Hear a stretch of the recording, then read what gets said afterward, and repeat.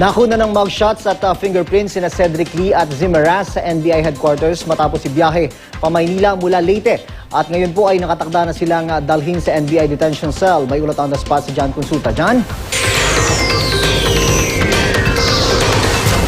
June, minuto pa lamang itong nakakaraan nga matapos nga ma-turn over itong si Cedric Lee at sa Zimeraz na mga tauhan ng NBI National Capital Region dito sa NBI Detention Center. Ito ay matapos silang sumailalim sa booking procedures sa June, itong mugshots at fingerprinting na ginawa nga dito nga sa NBI NCR.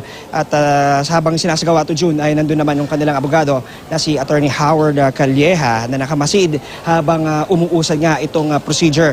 Samantala June ay dito sa detention center muna sila mananatili dahil wala pang commitment order na napapalabas ang korte dahil weekend nga ngayon at inaasahang lalabas ito maaaring bukas. At June, masabi lang natin dito sa loob ng detention center ay kahalubilo nga o kasama ngayon ni Cedric Lee at ni Zimeraz yung iba pang inmates ng NBI jail. Ayon kay NBI Director Attorney Virgilio Mendez, walang magiging special treatment sa dalawang detainees. Kung ano yung kinakain nitong mga detainees ay ibang detainees ng NBI, yun din ang ibibigay kina Cedric at Zimeraz.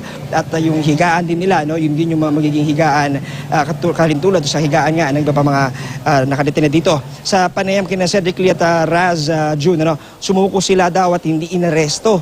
Ang paliwanag nila dito June ay dahil daw NPA, kilalang NPA infested area itong Dolores sa Eastern Samar, ay bigla raw silang tumakas nang matunugang meron daw isang armadong grupo na sa kanilang akala daw nung una ay mga NPA, kung kaya't sila daw ay tumakas at tumakbo sa may bahagi ng Oras Eastern Samar. Pero nang malaman daw nilang mga NBI daw yung mga humahabol sa kanila ay voluntaryo na raw silang sumuko sa mga ito. Pero iba naman yung kwento ng ilang mga ahente ng NBI na sumama sa operasyon na ang sinasabi nga nila June ay naging pahirapan nga raw yung paghuli dito sa dalawa, subalit naging matagumpay pa rin. Samantala, umaasa si Lee June na matadowngrade ang kaso niya from serious illegal detention to illegal detention na lang dahil wala naman daw ransom na binayad at gate pa niya ay wala rin daw pamabugbog na naganap dahil di naman daw nagpamedico legal si Bong Navarro. Samantala, June, ay dumating na rin dito yung mga kapatid itong si Zimeraz at si Cedric Lee na si Bernice Lee. At ayon naman kay NBI Deputy Director for Regional Office Services, Rafael Ragos, ay mas makakabuti daw na sumuko na lamang itong mga iba pang mga kasamahan ni Cedric tulad nila Denise Cornejo para dahil, sabi dito ng NBI June, ay hindi raw sila titigil hanggat hindi sila naaresto. Narito ang magkasunod na pahayag ni Cedric Lee at ni Deputy Rafael Ragos. Hindi mo lang nagtatago. Ano lang? Nandun kami para sa project namin. May sinasabi pang there's a chatting at what's this offline ano yan? Bugbog. Offline. Mga offline rate, sinasabi nyo, yung offline ni Bong. What I know from the operatives, tumakbo din nagmanhunt.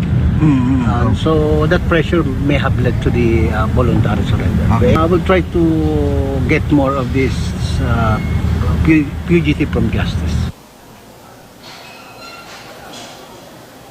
Sa panayam June kay Attorney Howard Calleja, sinabi niya na hindi sila naniniwala na may mga bumaliktad na nga dito sa mga kasamahan ni Cedric Lee at umaasa sila na lalabas pa rin daw itong katotohanan habang umuusad ang proseso sa korte. Yan muna ang latest mula pa rin dito sa NBI. Balik sa iyo, June. John, ibig sabihin mula nung lumabas yung warrant of arrest para sa kasong serious illegal detention ng araw nga ng Lunes, ay nandyan na sa Samar Leyte area itong si Zimeraz at saka si Cedric Lee, John?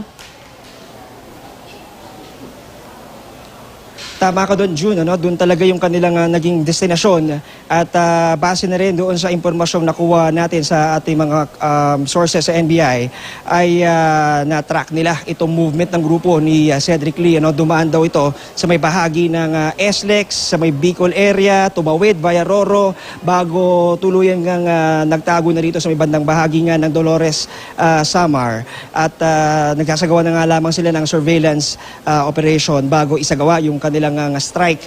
At pero sabi nitong si Cedric Lee, June, naunahan lang daw sila nung paglabas daw nitong warrant ng serious illegal detention. Sabi niya ay nagpaplano raw silang magpiyansa sana para dito sa grave coercion na kaso. Subalit nung lumabas daw yung isang warrant of arrest ay tuluyan na raw sila munang naipit na raw sila at hindi na raw sila nakapunta dito sa Maynila. Samantala, June, ay umaasa pa rin naman itong NBI na sana nga ipakinggan na yung panawagan nga nila na sana ay lumabas na raw itong iba pang mga pinaghahanap dahil sa ngayon daw, June, malapit na raw nila makuha itong iba pang mga kasamahan ni Cedric Lee. June.